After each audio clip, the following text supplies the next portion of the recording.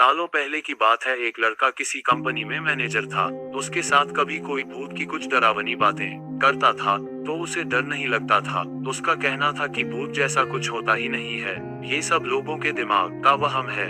एक दिन ऑफिस में ज्यादा काम था, जिस वजह से वो घर रात को लौट रहा था। बाइक से आराम से रात को घर जाते जाते अचानक एक सुनसान सड़क पर उसकी गाड़ी खराब हो गई। रात का समय था, कोई गाड़ी ठीक करने वाला नहीं मिलेगा। सोचते हुए वो अपनी बाइक को खींचते हुए पैदल चलने लगा। कुछ ही दूर पहुंचा था कि उसे एक बस स्टॉप के पास कोई फकीर बैठा हुआ दिख गया। काफी देर से बाइक खींच रहे लड़के ने भी सोचा थोड़ी देर इधर ही इंतजार कर लेता हूँ। वो सीधे फकीर के पास चला गया और बैठकर उससे बातें करने लगा। दोनों के बीच करीब 10 मिनट तक बात हुई और उसी वक्त भूतों का जिक्र भी आ गया।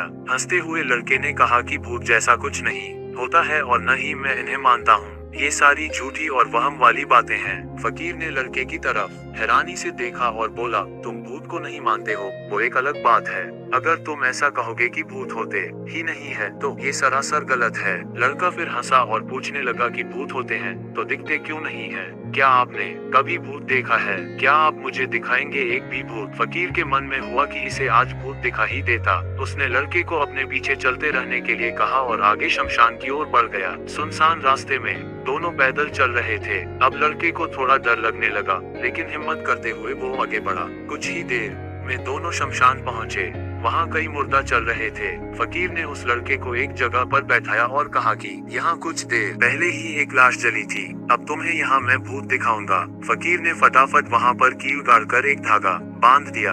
अब धागे का आखिरी हिस्सा उस लड़के के हाथ में थमाते हुए कहा, धागे की सीध में मैंने 4 बताशे रखे हैं। इन्हें खाने के लिए 4 आत्माएं आएंगी। जब तक आत्मा इन बताशों को पूरा न खा ले तब तक तुम इस धागे को बिल्कुल भी मत छोड़ना, वरना तुम्हारे साथ बहुत बुरा होगा। इतना कहकर फकीर ने लड़के को आंखें बंद करने के लिए कहा और खुद मंत्र पढ़ने लगा। लड़के को फकीर की बातें सुनकर थोड़ा डर लगने लगा, लेकिन वो धागे को तेजी से पकड़कर आंखें बंद करके हुए बैठ गया। कुछ देर मंत्र पढ़ने के बाद साधु ने उसे आंखों खोलने के लिए आवाज लगाई। लड़के ने जैसे ही आंखें खोली तो सामने 4 आत्माएं बताशी खा रही थी। उसे इस सब पर विश्वास ही नहीं हो रहा था। तभी उसकी नजर एक आत्मा पर पड़ी। वो कोई और नहीं उसका पड़ोसी था, जिसकी मौत 2 दिन पहले ही हुई थी। उसे देखते ही लड़के के हाथ से वो सफेद धागा छूट गया। उसने घबराहट में आसपास उस फकीर को देखा, लेकिन वो मंत्र पढ़कर जा चुका था। अब डर के मारे वो तेजी से अपने घर की ओर दौड़ने लगा। इस धागे को तेजी से दौरान उसे कोई बार बार उसका नाम लेकर पीछे से आवाजें दे रहा था, लेकिन वो मुड़ा नहीं। किसी तरह से वो घर पहुंचा और डरते डरते ही सुबह हो गई।